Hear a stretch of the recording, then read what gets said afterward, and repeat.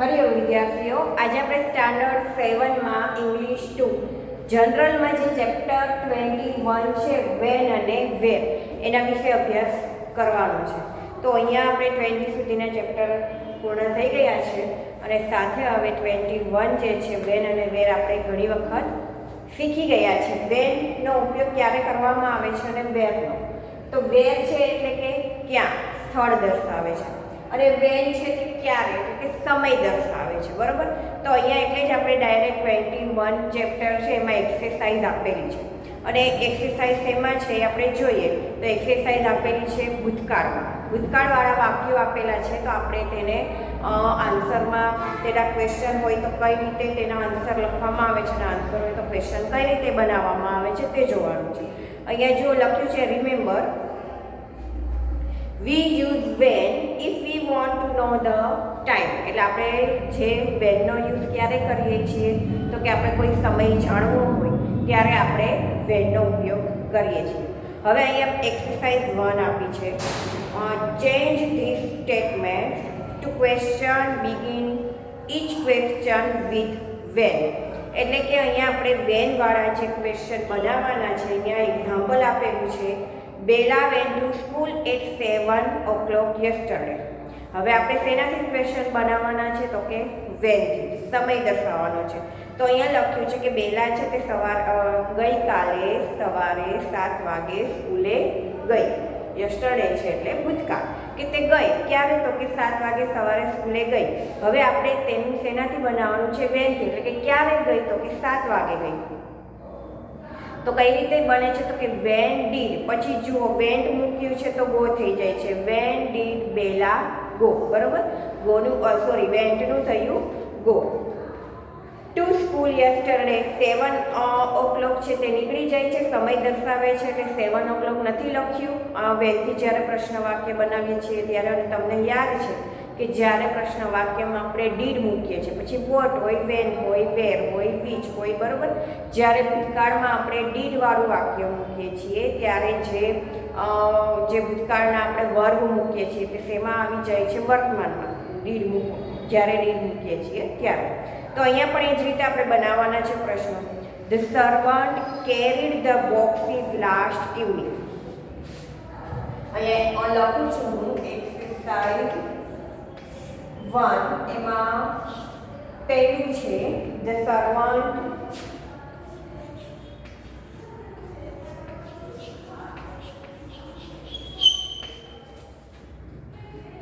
carried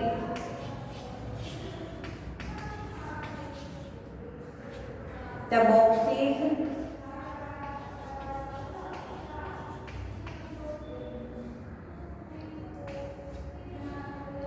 last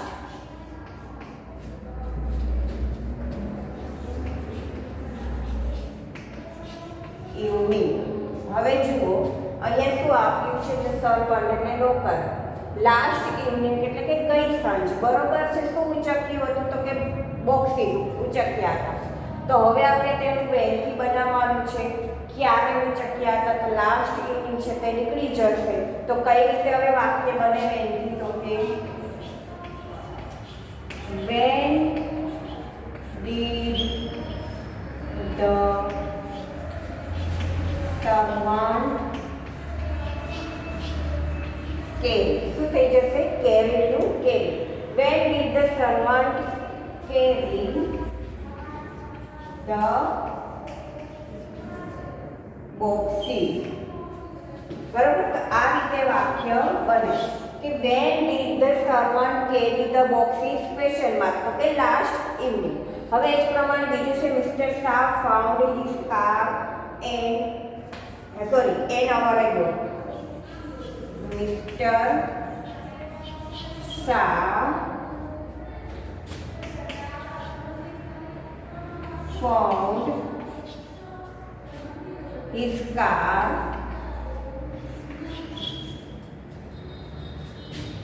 and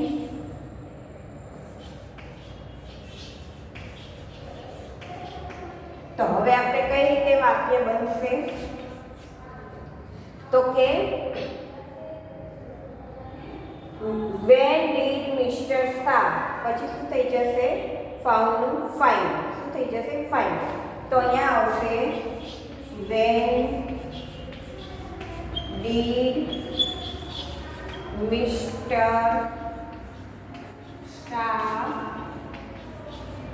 find his car question mark બરાબર તો કે 1 કલાક પહેલા તો 1 કલાક પહેલાનો સમય છે તે શેમાં આવે છે સોરી ભૂતકાળ ક્યારે વપરાય છે ભૂતકાળમાં કે 1 કલાક પહેલા તે તેની કાર છે તે શોધતા હતા તો અહીંયા ભૂતકાળવાળું વાક્ય થઈ ગયું એટલે આવશે when did Mr. Shah found થઈ ગયું find બરાબર હવે જોઈએ આગળ Hemant read the paper during breakfast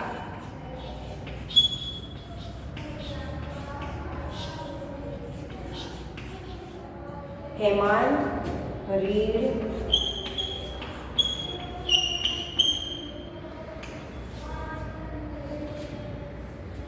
paper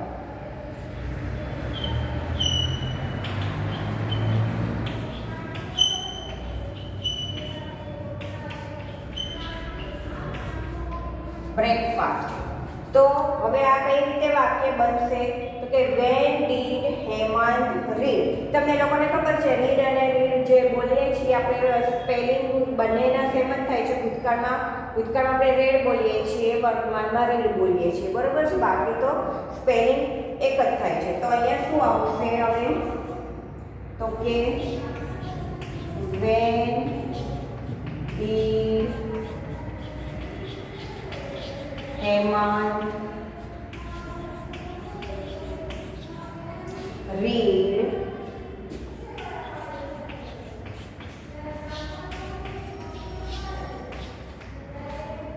the paper એટલે કે when did Hemant read the paper કે પેપર છે તે ક્યારે વાંચે છે તો કે બ્રેકફાસ્ટ પહેલા વાંચ્યું બરાબર બ્રેકફાસ્ટ પહેલા વાંચ્યું એટલે શું થઈ જશે when did Hemant read the paper એ પછી નેક્સ્ટ જોઈએ the child broke the glass on Monday તો હવે કઈ રીતે વાક્ય બને ચોથું વાક્ય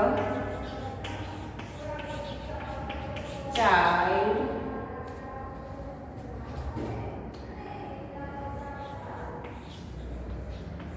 broke the glass on Monday તો હવે કઈ રીતે વાક્ય બને તો તમને લોકોને ખબર છે કે ક્યારે તોડ્યો તો કે સોમવાર મંડે એટલે કે સોમવાર તો સોમવારે તેને શું તોડ્યું તો કે ગ્લાસ તોડ્યો તો હવે કઈ રીતે વાક્ય બનશે તો કે when did the child હવે broke છે તો શું થઈ જશે break તો કે when did the child break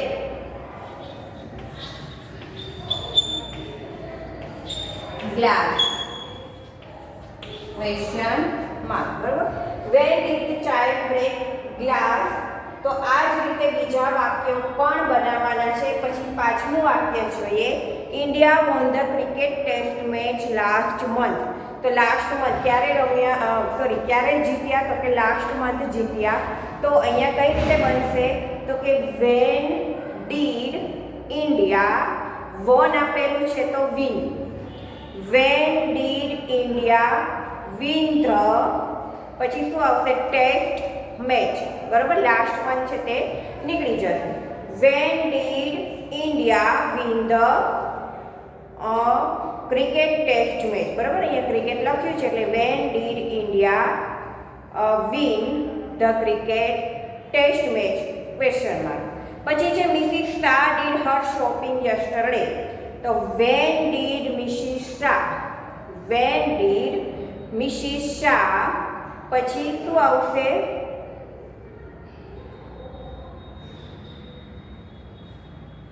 when did Mrs Shah her shopping તે તેણે ક્યારે કરી તો when did Mrs Shah her shopping પછીનું આવશે અહીંયા જુઓ ડુ મુકાશે કેમ કે કરવું, શોપિંગ કરી, બરોબર. તો વેન ડીડ, કેમ કે ક્રિયા તો આપેલી નથી, તો અહીંયા કઈ રીતે આવશે? When did Mrs Shah do her shopping. કઈ રીતે આવે? Do her shopping. કેમ કે ડીડ જે છે એ તો ભૂતકાળવાળું વાક્ય છે, તો આપણે વર્તમાનમાં ક્રિયા તો મૂકવી જોઈએ ને. એટલે અહીંયા શું આવશે? When did Mrs Shah do her shopping? Question mark. એ પછી સાતમું વાક્ય છે the guest left Mumbai a short while ago. તો કઈ રીતે બનશે? વેન ડીડ ધ ગેસ્ટ, પછી શું આવશે? લેફ્ટ છે તો લેફ્ટનું લેફ્ટ જ રહેશે. When did the guest left Mumbai? Question mark. એ પછી છે the kept the cupboard there last night. તો અહીંયા શું થશે? They kept the cupboard there last night. When did they keep? કેપનું શું થઈ જશે? કીપ.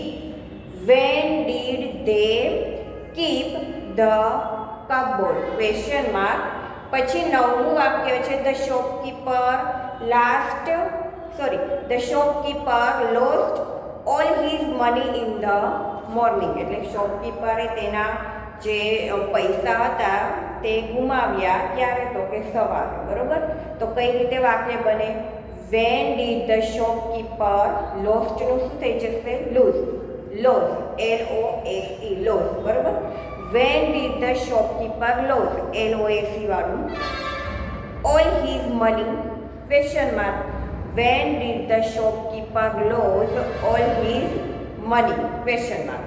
હવે જો અહીંયા તમને ટેબલ આપ્યું છે learn this past tense from carefully. તો અહીંયા જે ટેબલ આપ્યું છે પાસ્ટ ટેન્સનું એ તમારે વાંચવાનું છે. પ્રેઝન્ટ અને પાસ્ટ બંનેના વર્બ આપ્યા છે. કેરી તો કેરીડ, ફાઇન્ડ તો ફાઉન્ડ, સ્ટોપ્ડ, લીવ, લેફ્ટ. પછી છે lose, lost, write, wrote, meet, met, drink, drank, tell, told, break, broke, win, won. એ પછી શું આવશે? તો કે do, did, keep, kept, read.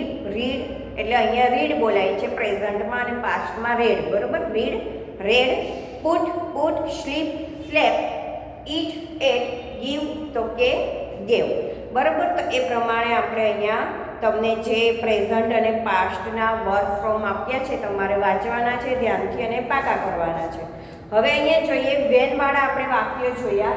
હવે આવશે વેર. વેર એટલે કે ક્યાં. તો અહીંયા શું છે કે આપણને યાદ છે કે વેર છે તે સ્થળ દર્શાવે છે. તો અહીંયા તમને ટેબલ આપ્યું છે. Remember we use where if we want to know the place. જ્યારે આપણે કોઈ સ્થળ વિશે જાણવું હોય, સ્થળ વિશે પૂછવું હોય, તો એ આપણે પૂછીએ છીએ કે કાંકરિયા તળાવ ક્યાં છે? તો આપણે વેરથી, એટલે કે પ્લેસ, સ્થળ વિશે જાણવું છે તો આપણે વેરથી તે પ્રશ્ન પૂછીશું. વેર એટલે કે ક્યાં. તો હવે અહીંયા એક્સરસાઇઝ 2 આપી છે. એમાં શું કરવાનું છે? Change this statement to question. Begin each question with verb. તો અહીંયા હવે આપણે જે વેરથી વાક્ય બનાવ્યા છે એમ વર્બથી વાક્ય બનાવવાના છે. એક્ઝામ્પલ છે the bus stopped in the middle of the street. તો હવે વર્બથી વાક્ય બનશે કે ક્યાં ઊભી? તો કે middle of the street. Wear did the bus? Stopped છે તો સ્ટોપ થઈ ગયું, બરોબર. એ જ રીતે હવે આપણે વર્બથી વાક્ય બનાવીએ.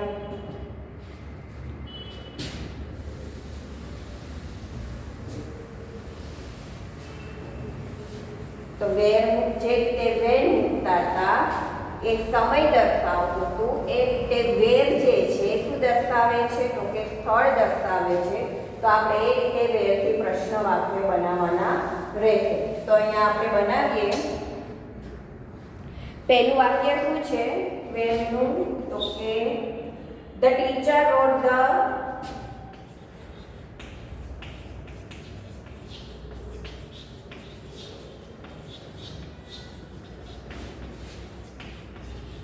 The teacher wrote the word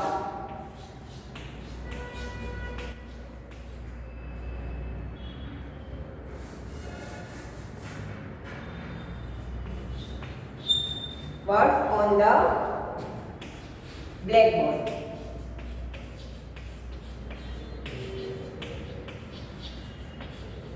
તો હવે કઈ રીતે બનશે વેરથી વાક્ય બનાવવાનું છે તો તમને લોકોને ખબર છે કે આનું ગુજરાતી શું થાય તો ટીચરે શબ્દો બ્લેકબોર્ડ પર લખ્યા, બરોબર, ભૂતકાળનું છે ને રાઈટનું રોટ થયું છે એટલે લખ્યા. ટીચરે શબ્દો બોર્ડ પર લખ્યા. ક્યાં લખ્યા તો કે બ્લેકબોર્ડ પર લખ્યા એટલે બ્લેકબોર્ડ જે છે તો બ્લેકબોર્ડે નીકળી જશે. વેરથી વાક્ય બનાવવાનું છે તો હવે કઈ રીતે વાક્ય બને ભૂતકાળ છે એટલે ડીડ મૂકવામાં આવે છે. Where did the teacher, હવે રોડ છે તો શું થઈ જશે રાઈટ the words.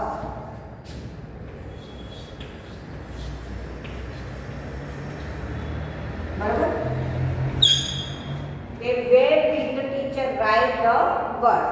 એ પ્રમાણે બીજું છે the baby slept in their cradles એટલે કે ઘોડિયામાં સૂતી છે the baby. જુઓ અહીંયા બહુવચન છે એકવચન નથી. slept in their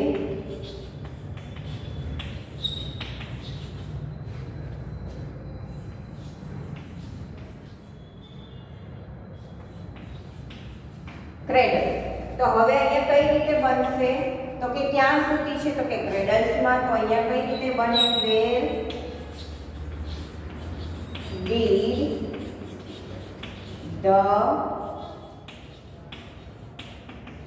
બેબી, હવે સ્લેપ્ટ છે તો સ્લીપ, શું થઈ જશે sleep. Where did the baby sleep તો તેના ઘોડિયામાં સૂતી છે તો અહીંયા શું આવશે ઇન ધેર ક્રેડલ્સ નીકળી જશે, બરોબર છે. હવે છે ત્રીજું Ashok put the books in the box. Ashok put the books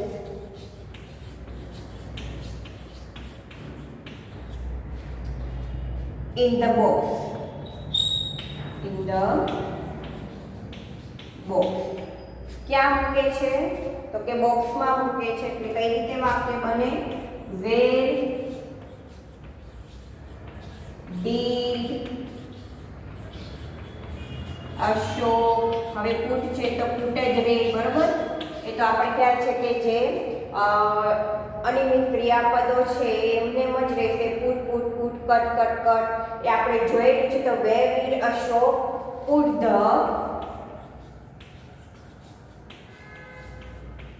books question mark.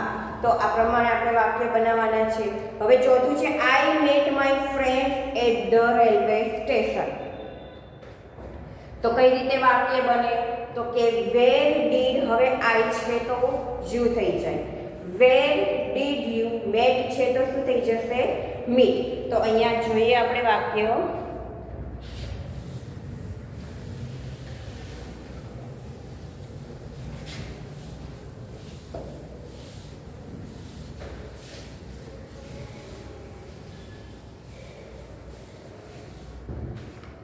ચોથું વાક્ય જોઈએ I met my friend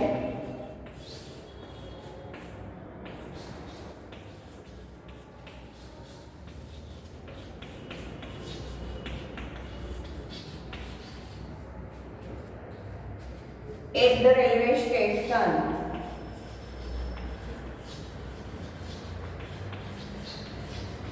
Railway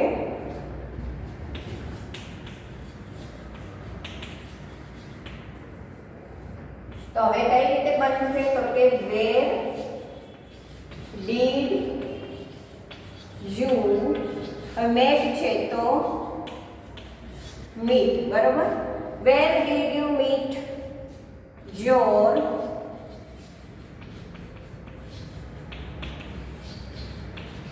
friend question mark.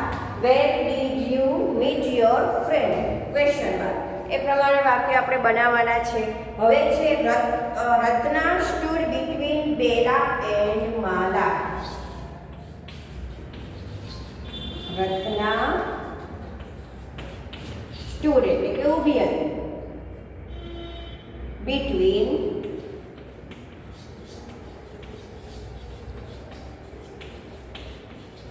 Bela and Mala.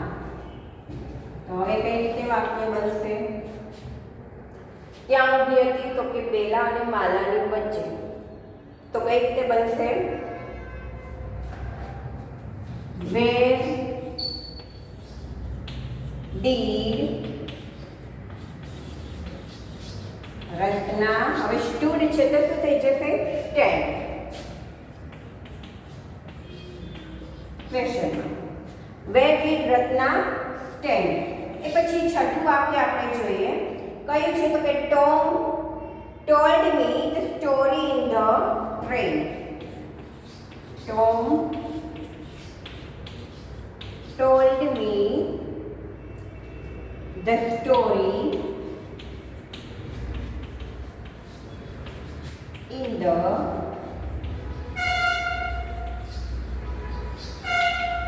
train. તો હવે કઈ રીતે વાક્ય બનશે? વેરથી વાક્ય બનાવવાનું છે. તો કે ક્યાં ગઈ છે? તો કે ટ્રેનમાં ગઈ છે. તો હવે કઈ રીતે વાક્ય બનશે? તો કે વેર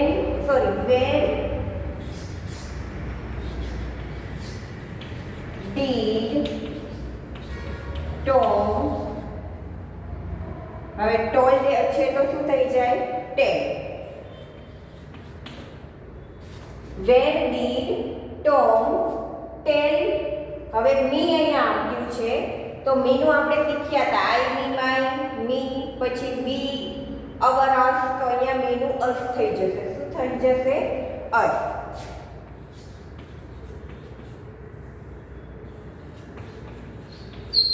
જે રીતે આપણે ઉપર આઈનું યુ કર્યું છે એ પ્રમાણે અહીંયા મીનું અસ થઈ જશે અને પાછળ આવશે question mark. Tom told me the story in the train. Where did Tom tell a story? બરોબર. હવે અહીંયા આવી રીતે વાક્યો. હવે સાતમું અને આઠમું વાક્ય છે કઈ રીતે બનશે? તો કે I did my work in the workshop. I did my work in the workshop. Where did you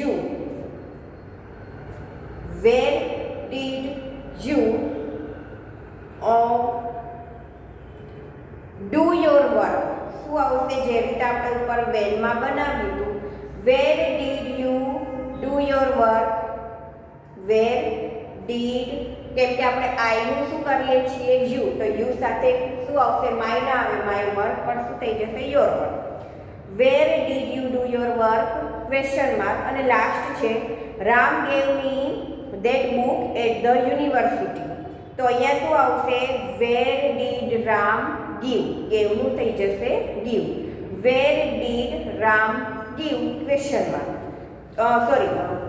Where did Ram give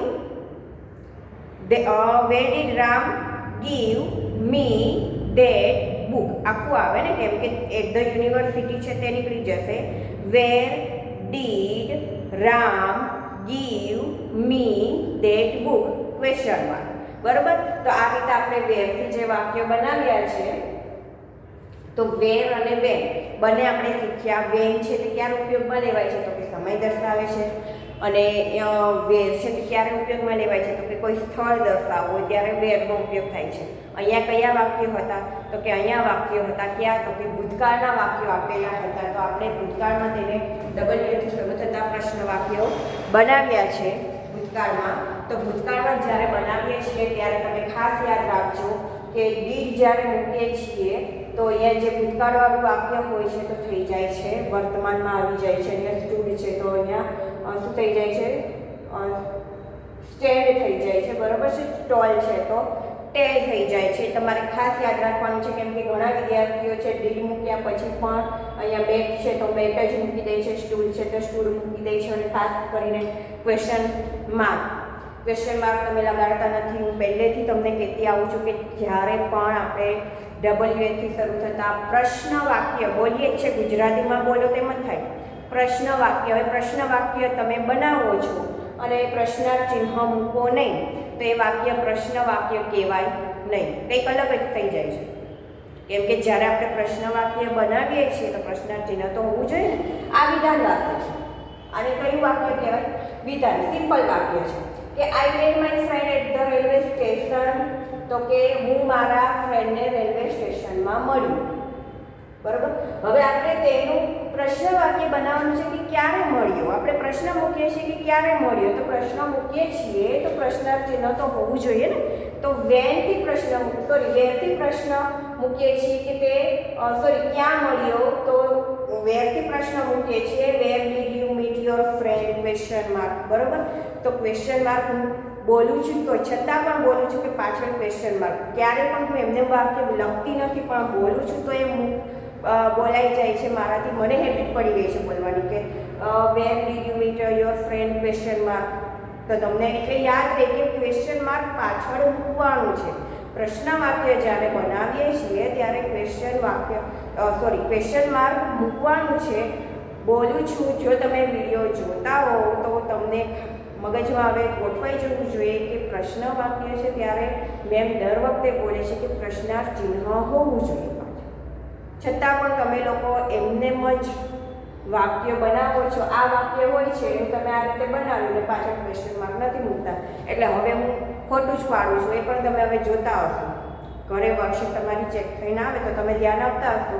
કદાચ જોયું હશે કે વર્કશીટમાં સાચું વાક્ય લખેલું છે તો કેમ ખોટું પાડ્યું. તો તમારું ધ્યાન ગયું હશે કે મેં ક્વેશ્ચન માર્ક કર્યો હોય છે ઘણામાં, એટલે ખોટું પડે છે. એટલે હવે પહેલાં હું તમને અડધો માર્ક્સ આપતી હતી કે ચલો આ વાક્ય બનાવ્યું છે, છોકરો કે છોકરી ગર્લ્સ કોઈ પણ ક્વેશ્ચન ચિહ્ન મૂકતા ભૂલી ગયું છે તો ચલો હું અડધો માર્ક આપી દઉં ક્વેશ્ચન મૂકીને. પણ હવે હું એ પણ નહીં આપું. ન આપું તો તમને યાદ રહેશે. હું તમને માર્ક્સ જ નહીં આપું તો તમને યાદ રહેશે કે મેં માર્ક્સ જ નહોતો આપ્યો, અમને અડધો માર્ક કંઈ નથી આપતા, એટલે અમે હવે પ્રશ્નાર્થ ચિહ્ન લગાડીએ. બરાબર. એટલે એ તમને ખાસ યાદ રહે. તો અહીંયા આપણે આજે ચેપ્ટર 21 વેન અને વર વિશે અભ્યાસ કર્યો. હવે પછી જ્યારે નેક્સ્ટ પીરિયડ આવશે ત્યારે આપણે એક એસે લઈ લઈશું. બરાબર. એક એસે મેં તમને કરાવી દીધું છે. બીજો એસે લઈ લઈશું અને સાથે સમ અને એની વિશેનો અભ્યાસ કરીશું. હરિઓમ.